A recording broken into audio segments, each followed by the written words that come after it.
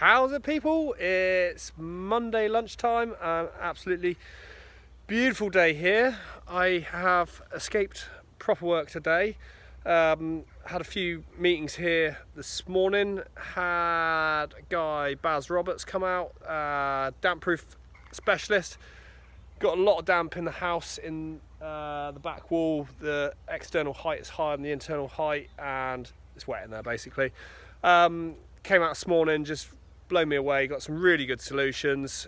Seems like he's got a decent work ethic about him, so be lining him up for next year. It's going to be all systems go here. Hopefully, I've managed to work out the scheduling for what needs to happen when it needs to happen. Only piece of the jigsaw missing is money to do it, so I'm trying to release some of the equity in the house. Therefore, I've just had the mortgage valuer has just been out, and she was great. Wouldn't tell me what she's going to value it at. I told her what I think it's worth. So hopefully it's somewhere in the middle. To value it, there's various criteria they need, so the house had to stay as it is, and I thought it'd just be worth giving you a quick guided tour of the cottage as it's been. I did do a tour last year when I first moved here.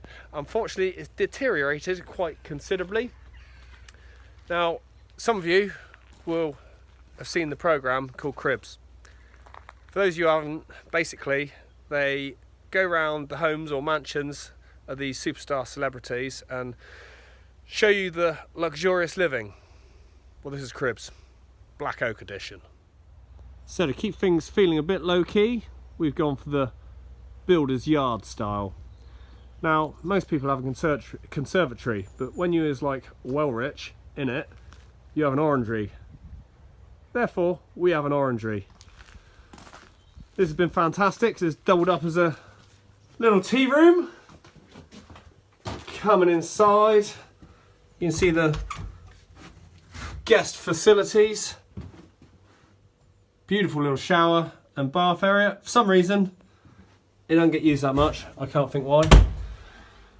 Coming through, you have the kitchen area, complete with surfboard. This is the entertainment area. We like to keep numbers small.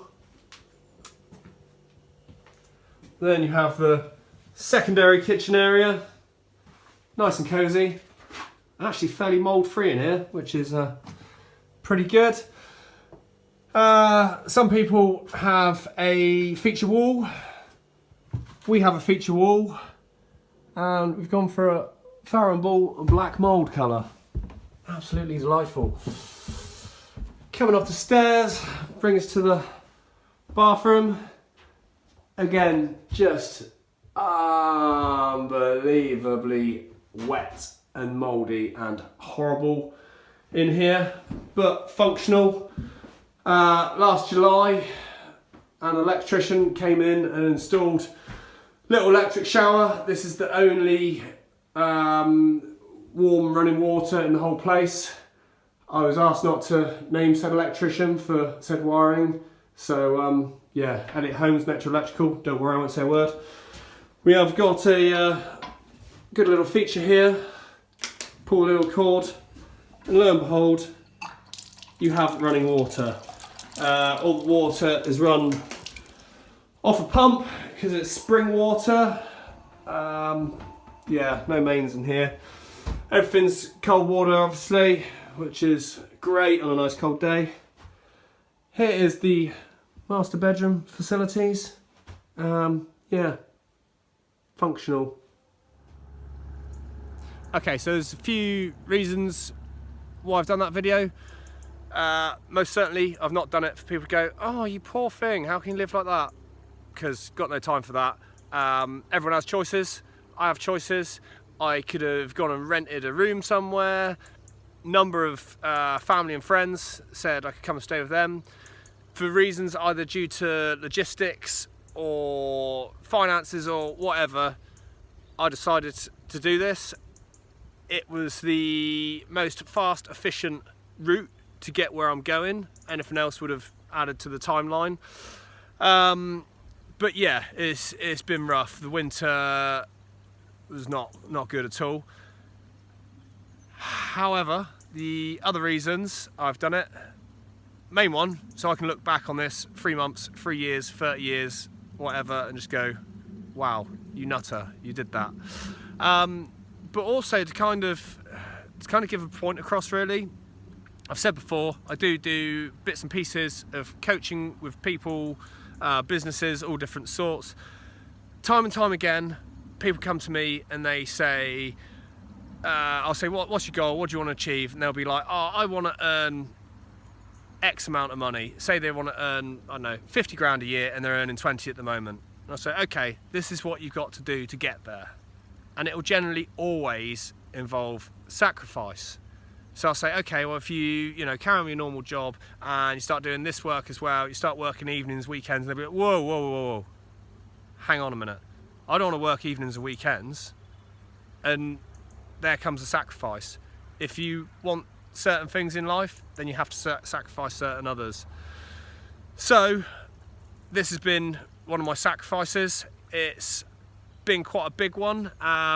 When I set out on this last July, I had no idea that I'd be in there for 16 months. The plan was get the chicken shed done and dusted by November last year. It's not, it's November this year. The timeline's been extended for various reasons. I've taken work on to fund stuff, some things cost more money, blah, etc, etc, etc. If I'd known then what I know now, I wouldn't have done it. But I have done it, and I'm I suppose I'm grateful for the experience, because everything teaches you stuff, but it is one of those. It is sacrifice, and if people aren't willing to put certain sacrifices in, then they only get to a certain place. I've also done it because I'll do another video in a few weeks' time, and that'll be the chicken shed when it's all done, dressed, finished. And I've done this in anticipation of those people who go, oh wow, that's really nice, aren't you lucky? So I can go, watch this.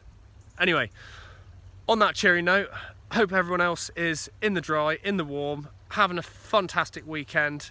Thanks for watching, sharing, liking all those wonderful things you do, and see you next week. Bye.